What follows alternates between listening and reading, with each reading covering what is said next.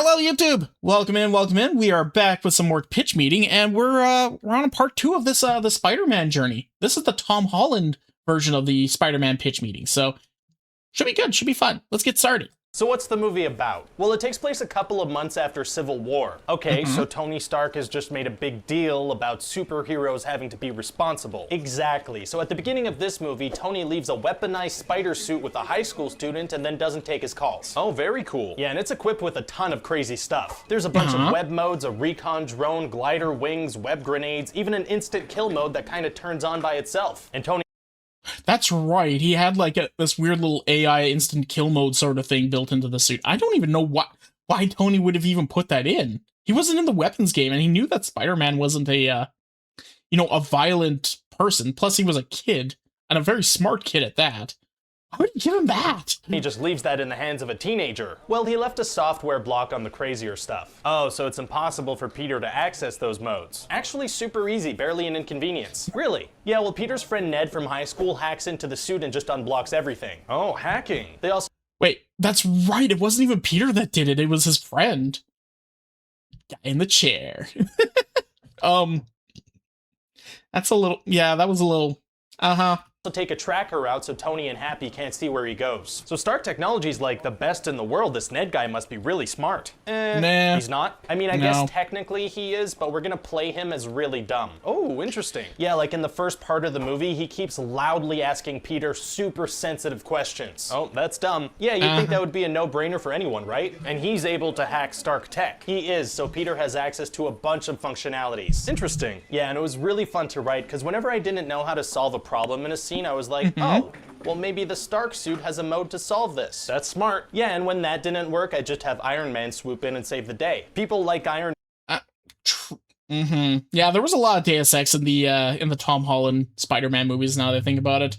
Also, is this a little bit older than the previous pitch meetings? Because, I don't know, the acting and the like tone for these pitches are a little different in comparison to the previous one. Man, they do. Oh, that reminds me, the suit has a Jarvis interface, so we might have to get Paul Bettany back if possible. Oh, actually, we can't do that. How come? Well, he's transformed into Vision now. Oh, that's right. I can see if his wife is available. Jennifer Connelly, yeah, perfect. Great. So does this movie have a villain? Because I'd like to start casting ASAP. It does. He's called the Vulture. The Vulture. So kind of like he's like a bird man. A bird man. Okay. The original villain was supposed to, have special tech that makes it so he can fly, but he goes around and he steals like youth from people, if I remember correctly. Like he actually steals life force and vigor so that he can keep living longer because he's dying of old age or something crazy like that. I can't remember specifically, but this Vulture was very different. I can work with that, that'll help. Awesome. So what's his deal? Well, he was hired to clean up alien debris after the invasion in the first Avengers movie. Interesting, tying it together. Yeah, but then he was fired, so he became a supervillain to support his family. Just a 180 like that. Yeah, pretty much immediately. So he and his crew start stealing alien debris and...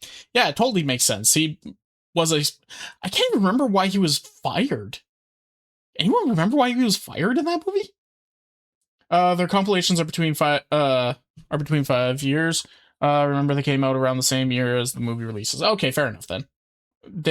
Yep, I know. and use them to make super weapons. Oh, you'd think the government would be keeping really close watch on that stuff. You'd think so, but we jump forward. Especially after a giant alien invasion, and now they have a bunch of super-powered heroes running around. You would think that the government would be a little bit more, useful about keeping track of all this shit. 8 years in time and Vulture's doing great, no problems at all. Wow. Yeah, and it's like they're not even being that secretive about it. No? No, they're just selling to like run-of-the-mill criminals for robberies and stuff. Just anyone. It seems that way. Plus one of the guys likes to demo them in open spaces. At another point, they're literally on the news. And nobody's looking too deeply into this. Not really, no, but Spider-Man decides to. Oh, he does he? Yeah, and it's gonna lead to some pretty crazy action. Like, we're really stepping things up from the older Spider-Man movies. I'm listening. So you know in The Amazing Spider-Man 2, there's Peter's love interest falling from high up inside a tower? Yeah. Well, in this movie, we're gonna have Peter's love interest falling from high up inside a tower, except now that tower is the Washington Monument. What's wrong? I think that's a mistake. It is? Yeah, I do. I think the Washington Monument is technically an obelisk, not a tower. Oh, but you like the idea. Oh yeah, no, I love the idea. Love interest falling from high up, that's amazing. Great. And we're also gonna do the except, you know, this love interest doesn't die, so there was like no stakes. Jesus thing from Spider-Man 2? Jesus thing? You know when Tobey Maguire is trying to stop a train with some webs and it looks like he's gonna poop? Oh yeah. Yeah, so basically that. He's gonna poop. With a fairy that gets cut in half. How does he manage to get the fairy back together? Well, I couldn't think of a way for the suit to take care of it, so Iron Man swoops in and saves the day. Gotcha. That's a good system, right? Yeah, fair enough. Fair enough. Except, you know, Spider-Man, I mean, there was no real point in Spider-Man trying to pull the ship back together. It was literally split in half, and it would have just started going straight down, even with him trying to hold it together. So, and also Tony fixing that ship like that was a little wonky. It's so easy to write. So what's the climax of the movie? Oh, so Happy Hogan is having a bunch of super dangerous and valuable stuff shipped for Tony. He does that even though there's this big bad guy flying around stealing dangerous and valuable stuff? Yes, he does. So I guess he's gonna have some pretty crazy security on that shipment. No, he puts it on a plane and sets the plane to autopilot. That's it? Oh, it's invisible. Does that help? No. No. How did the Vulture and his team learn so much about the plans to ship this stuff? Oh, we're not gonna explain that. Oh, that's a gutsy move, because some people might consider that lazy writing, but I know you're just trying to keep some mystery. I like it. Yes, because of the mystery. That's why I did And totally not because I was just lazy and I didn't feel like answering that. And how does the movie end? Well, Tony had taken Peter's suit away because he went after the Vulture, which was reckless. Right. And at the end, he offers him a new suit because he went after the Vulture, which was brave. Okay, so Spider-Man ends the movie with an even better suit. Actually, no, that's a pretty big moment. Go on. Tony offers him this amazing Iron Spider suit, but he's like, no thanks. Oh, wow. Yeah, it's a huge character moment. I like that. Right? It sends the message of like, I don't need Iron Man. Exactly, by not taking the suit, it's like, I am my own person. Yeah, and I think the decision to not get in the suit is really gonna define the character moving forward. I love it. Yeah, I was about to say.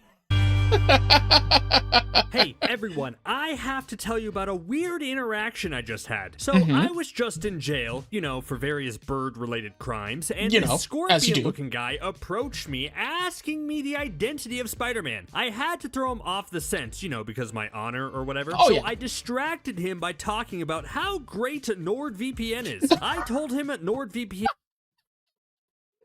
it's an ad read. Okay, fair enough then. It would allow him to safely access all types of blocked content, including movies that are only available in other countries and videos from his favorite creators. He wasn't convinced, so I told him that NordVPN also allows him to remain anonymous to his internet search provider, and that's perfect because he can now Google how to attach a giant Googly scorpion tail to a human body without getting weird looks from everyone. He still wasn't buying it, so I gave him a link, nordvpn.com/pitchmeeting, that I'll also give to you in the description below, that would give him 4 months of NordVPN for free on a 2-year plan. And with it being risk-free with Nord's 30-day money-back guarantee, there was no downside. And guess what? He loved it. He was so— It is wild that these are actually, like, services that we want to buy nowadays so that we can actually like have access to the full internet.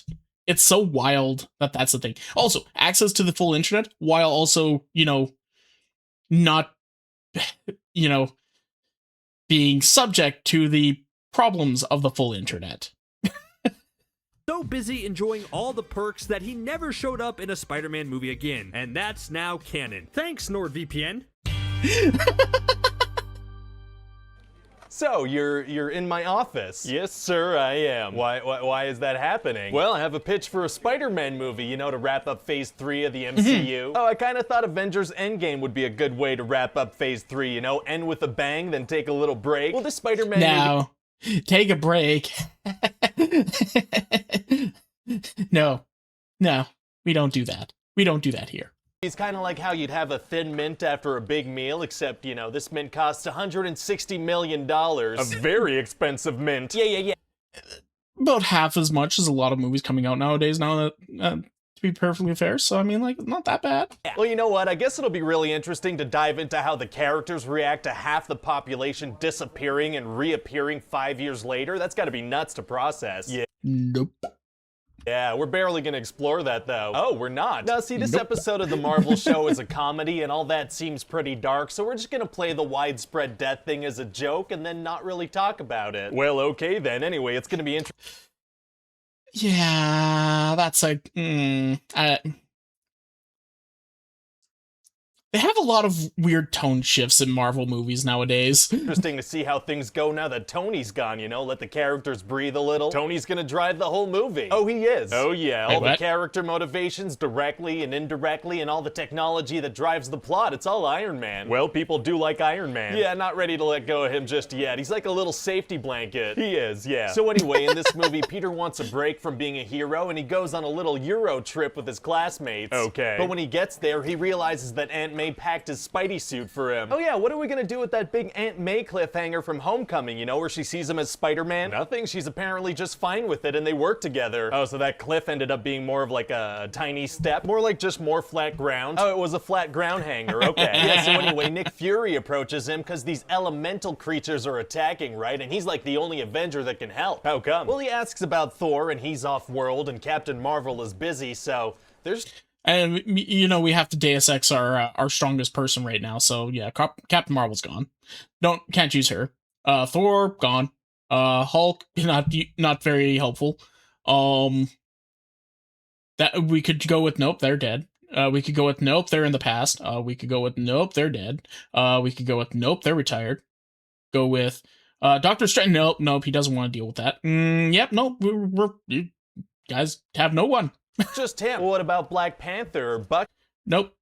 Not allowed. Those guys are MIA. Bucky or Falcon or Ant-Man or the Wasp or Doctor Strange or...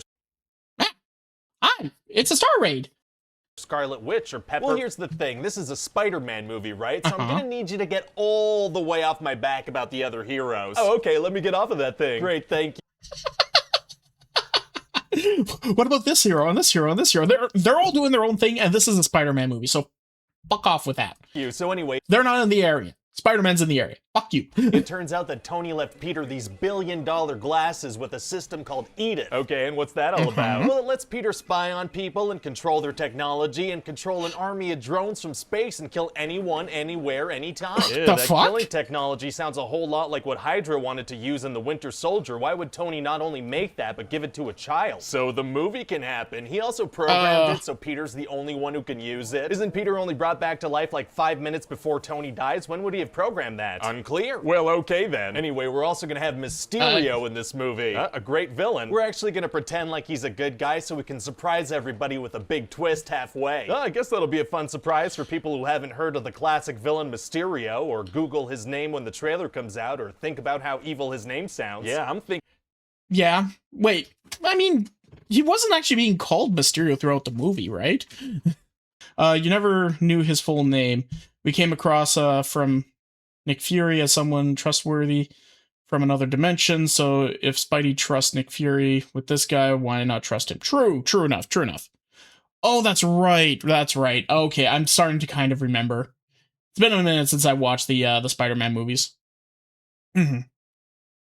We could surprise at least a dozen people with this twist. Well, great. Yeah, so Mysterio manipulates Peter into giving him full control of Edith. Wow.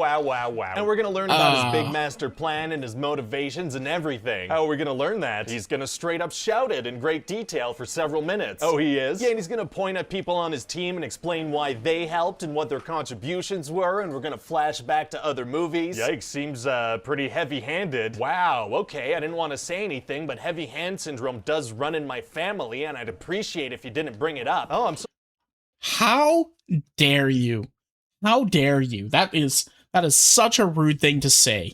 So sorry, I had no idea. That's okay, it's just between heavy hands and ham fists, I don't exactly have it easy. Oh, let's just move on, I'm sorry I brought it up. Yeah, okay, yeah. So why are we saying that Mysterio's doing all this? Oh, well actually, we're gonna have this big reveal that he's the one who made barf. Oh, making barf is tight. I did that last night, had some weird oysters. That's not what I meant. Oh, whoops. Whoopsie, no, he's the one who made the barf hologram tech from Civil War. Oh, okay, I gotcha. Yeah, so Mysterio was mad that Tony didn't see the full potential of his hologram technology, so he put together a team of disgruntled disgruntled him. Why was it called Barf? Why was it called Barf? I don't even remember it being called that at all. Like, that completely flew right over my head. I had no idea at all. Employees. So the villain is somebody that was scorned by Tony Stark in the past? Yeah, pretty Again. cool, right? Yeah, I mean, kind of sounds like Vulture in Homecoming. Right. Or Ironmonger in Iron Man. Or Whiplash in Iron Man 2. Yes. Or Aldrich Killian in Iron Man 3. Okay, maybe it's not original, but it's a good formula. Yeah, that's true. So what's Mysterio's... Decent enough. I mean, yes, let's constantly make it so that every single villain is somebody that the rich billionaire good guy has scorned, and now they turn to a life of evil instead of, trying to, take their experience from working at Tony's place to get a decent job. Yeah, BARF means binary augmented retro framing, which is the tech he uses. Why would he call it BARF? That seems like a problem. Plan. Well, he wants to save the world from a fake Avengers-level threat so he can be like the next Iron Man. Why? Because then people will listen to him. What happens if there's an actual Avengers-level threat? I don't know. And if there is an... He doesn't know either. He doesn't care. Actual Avengers-level threat, aren't there a bunch of other superheroes out there? Oh my god, that's so weird. Whoa, what's going on? I don't know, it kind of feels like you're back on my back about the other Avengers. Oh, I am, aren't I? Let me get off of that thing. So anyway, unfortunately, that's the problem with having the whole MCU situation where you have all your heroes in the same universe and doing the same thing. Why bother having Batman do anything when you have Superman running around the entire globe always fixing all the problems? Well, it's because Superman can't do shit in Gotham. And Batman tells Superman straight up, stay the fuck out of Gotham. I'm handling this place. You can't. I can. Mysterio wants to stage this big attack on London, and Peter has to stop him. Uh-oh. So then Spider-Man's gonna have to fight an army of drones. Oh, a third-act CGI disposable army, huh? I like the sound of that. Yeah, I thought that might be an appropriate thing to put in a Marvel movie. Extremely appropriate, but how is he able to dodge all those bullets? There's gotta be thousands of them firing every second. By, being Spider-Man. Oh, I guess that's a good explanation. Yeah, and then he's gonna have this showdown with Mysterio and all his illusions, but his Spidey sense is gone. Oh, yeah, Spidey sense. We haven't really established that other than that arm hair. Wait, why was his spider sense gone? And the spider sense is the main reason why he's able to dodge bullets. Raise an Infinity War. That doesn't seem like such a big deal. Yeah, well, it's gone now. Okay, I guess that's something. It is something. Well, so I guess it's gonna be hard to beat Mysterio without his Spidey sense, huh? Actually, it's gonna be super easy. Barely an inconvenience. Really? How's he gonna do it? By using his Spidey sense. How does he get it back? By getting it back. What do you mean? He couldn't do it, but then he does it by doing it. I guess that works. Yeah, so then he gets the Edith glasses back from Mysterio. Wouldn't Mysterio also need to pass over the controls like Peter did? Apparently not. Huh. And so yeah, Peter saves the day. Very cool. But then in the mid-credits scene, it turns out that Mysterio framed Peter for the whole attack and revealed his identity. Oh my god. Yeah, and I figure we could get J.K. Simmons to come back and announce it as J. Jonah Jameson. Oh my god. Yeah, and it turns out that was kind of cool. Yeah. Nick Fury was a Skrull the whole movie. That's insane. Pretty crazy, right? Do you think it's a bad sign that the most memorable parts of this movie are going to be the mid and post-credit scenes? That's probably fine. Okay, just checking. So what do you think overall? I mean, it's okay. It's a movie. Oh, is something wrong? No, it's just that, Endgame is going to be such a record-breaking movie that it's hard to get pumped about this one, You don't think it's going to break any records? No. I mean, no, not after Endgame. I just really like breaking records. Well, maybe we could release it on a Tuesday. Would that make you feel better? Why would that make me feel better? Spider-Man Far From Home sets Tuesday box office records on opening. Oh my god. Spider sense was never prevalent in Tom Holland's version. He needs to trust his instincts instead of tech, which as you see in this trilogy, he constantly relied on tech. Ah, fair enough. Spoilers ahead! So, you have a Spider-Man sequel for me? Yes, sir, I do. The third entry in the, home trilogy. Yeah, it seems like we decided that was a thing at a certain point. So what happens in this movie? Well, now Peter is super famous because Mysterio revealed his identity in the last movie, right? Oh, yeah. Fully trying to remember this one, because I think I have a good idea of how it, ended, but I can't remember a lot of the middle, because that's one of the things. Like, the movies were okay, they were fun and entertaining, but the problem was that they were very forgettable. Yeah, so his world's turned upside down. The media's all over him and his friends. That Flash guy writes a whole book about it. Oh boy. And there are also some legal troubles involved, so they get this. They get Matt Murdock in. Charlie Cox. He's from the Netflix show. Yeah, he is. Oh boy. Yeah, when I saw him pop up in the show, like, I was like, oh, Daredevil! Oh my god, we got Daredevil! Doesn't get much crazier than that. Oh, you have no idea. Well, that's rude. No, I have idea. No, because sir, check this out. I was thinking we get Andrew Garfield to come in as Spider-Man from another universe. Oh. I remember now. I forgot this was the big crossover bit. Yeah, I mean, he's great. Okay, I was expecting a bigger reaction than that, but also, we get Tobey Maguire in as Spider-Man 2. Good actor, sure. What? Sir, Tobey Maguire. I did love Seabiscuit, that was great. No. Seabiscuit is tight. Sir, they both played Spider-Man before. Oh, did they? Yeah, in other movies, they... Oh, I guess I missed those. How? Really? I mean, I have no recollection, but the movie will still work, right? I guess. Okay, great. So let's hear it. Okay. Just completely blow the wind out of his sails. Just like, yeah, no, that makes sense. That makes sense. Wait, why are you so okay with this? This is a wild thing. This is a wild idea. Yeah, no, let's do it. That's why the new Spider-Man movie coming out next month. Wait, with the new Spider-Man movie coming out next month, this bid gets some bigger traction. Wait, there's a new Spider-Man movie coming out next month? What are you talking about? What? There's another one? Brand new day. What the What the fuck? There's another one. I didn't even know this was happening. What happened? I mean, I was hoping we could get Alfred Molina to come in as Doc Ock. Oh, he was fantastic in Chocolat. Okay, now, you know what, sir? I'm gonna need you to go watch 5 Spider-Man movies real quick, okay? Oh, really? Yeah, Yep. None of this is gonna land the way I wanted to if you haven't watched those 5 movies. 5 movies, okay. Yep. All right. Please, you gotta do it. You gotta do it. Okay, yeah. Get your 11 hours and 47 minutes later, just binge the whole thing. Binged everything. Just, sir, this is not going to work. You need to be caught up. You need to be caught up on what the hell's going on here. Please just go out the door, tell them I haven't seen the Spider-Man movies, and somebody will fix it for you, okay? Please, just go fix it. So, what did you think? Yeah, you know, I mean, some of that was great. What was that old jazz thing about, though? Oh, we don't need to talk about that. Don't worry okay, about now that listen to this. I'm thinking we get Willem Dafoe back as Green Goblin. Oh, he's from the first movie. Oh, there's the reaction There I'm we going go. for. I was also thinking we get Thomas Hayden Church back as Sandman and Rhys Ifans back as Lizard. Well, he's from the 3rd movie, and he's from the 1st movie of the rebooted movies. That's right, and also Jamie Foxx as Electro. He's from the 2nd movie of the rebooted movies. He sure is, sir. They're all from the other movies. Amazing. Hey, what about James Franco? Should we get him back?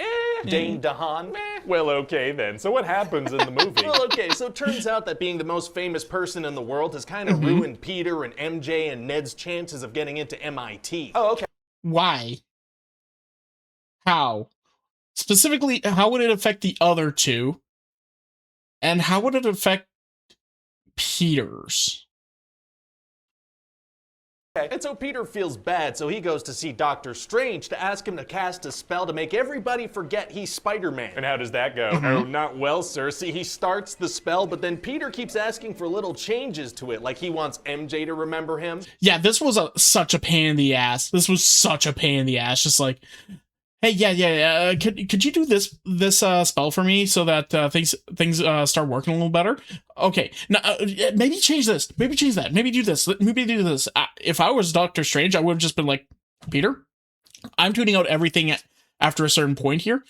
We are just making it so that only these people know.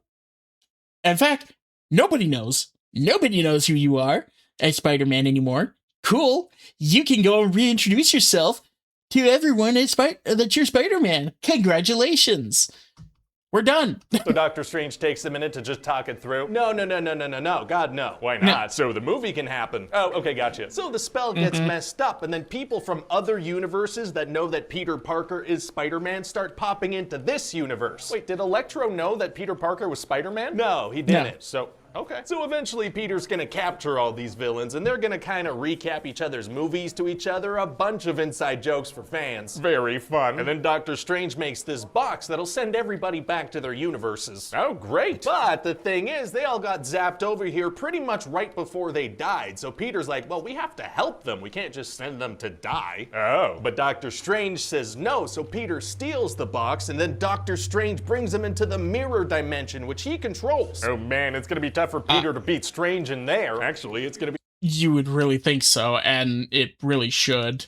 Be super easy, barely an inconvenience. Oh, really? Yeah, Cause see, math? Oh, math. Yeah, math. that works, kinda. So what else is gonna happen? Well, there's kind Yeah, that was wild. Peter was able to, like, figure out like the mathematical equation of the entire mirror dimension so he could actually, like, beat Doctor Strange in his own dimension, and the movie completely forgetting the fact that Doctor Strange was a genius surgeon, so he was also good at math and science and all that other fun shit, and also he's the wizard, the sorcerer supreme, or whatever the fuck it's called.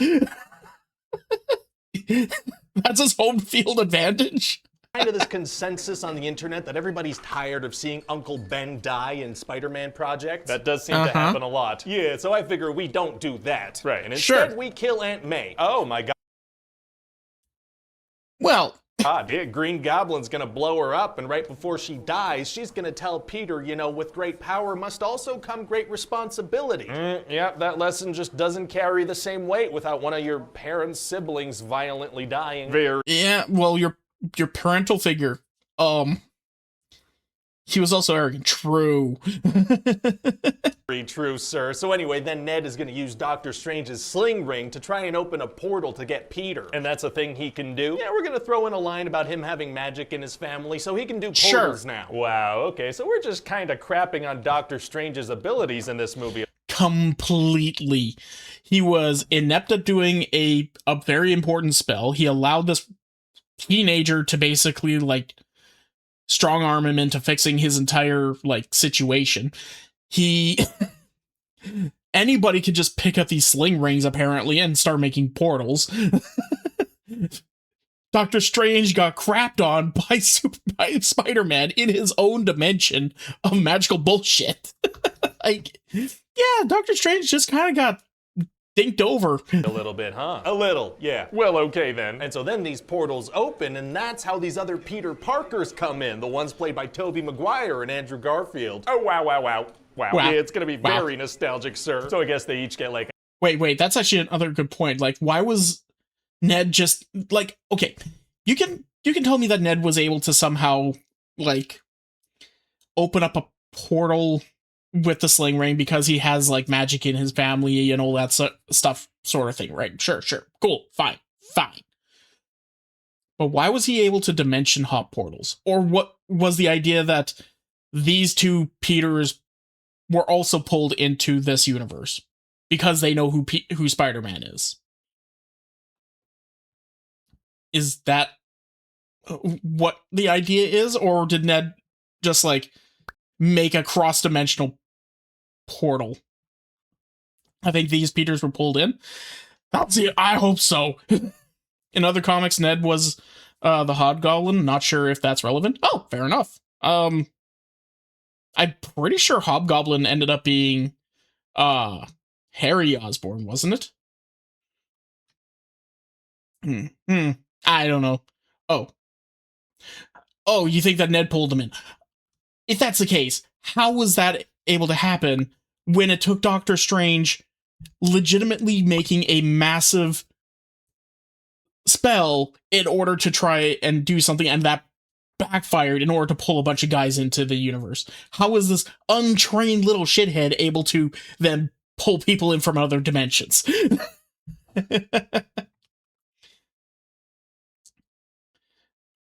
Ned was imagining Peter Parker, and with the dimension crossing, and first attempt at using the sling ring, he goofed. He goofed up imagining his best friend.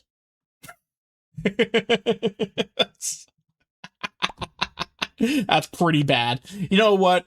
It's fine. A cameo line, like a little jokey thing. Oh no, they're like in the movie now. Oh, they are? Yeah, full-on characters with effects on the plot and everything. Okay, well that's not usually how these things go. Yeah, no, well see, this movie's kind of a love letter to the Spider-Man movies and their fans. Aw, that's nice. I like that. Yeah, a massively lucrative showcase of our intellectual property.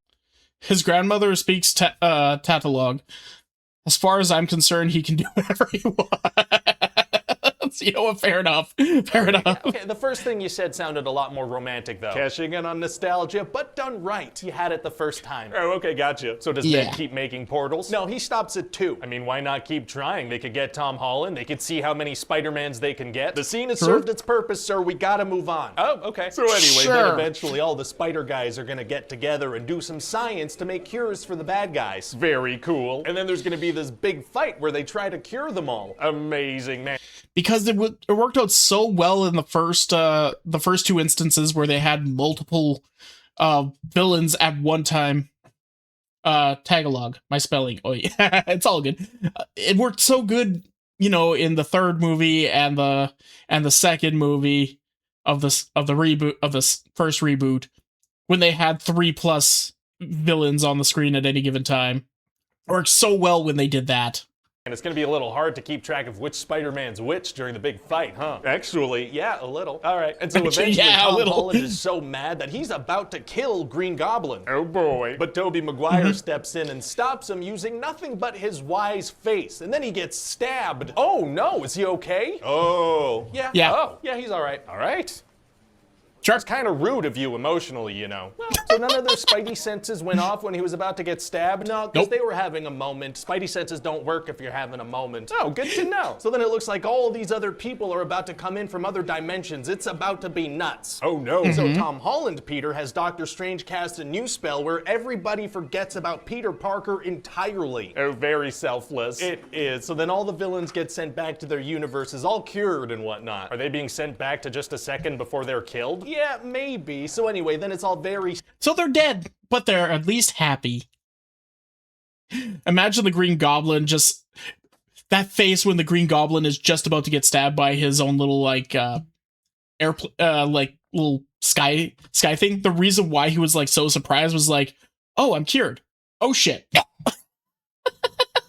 Sad for Tom Holland Spider-Man because MJ and Ned don't remember him. Oh, that's sad. Yeah, and he's about to go explain the whole situation to them, but then he realizes they're probably better off without him in their lives. Very sad. It is. Sure. Yeah, so he's got to get an apartment all by himself and start over. So he still has like a social security number, like the government still remembers him. Birth certificate? Maybe. Whatever.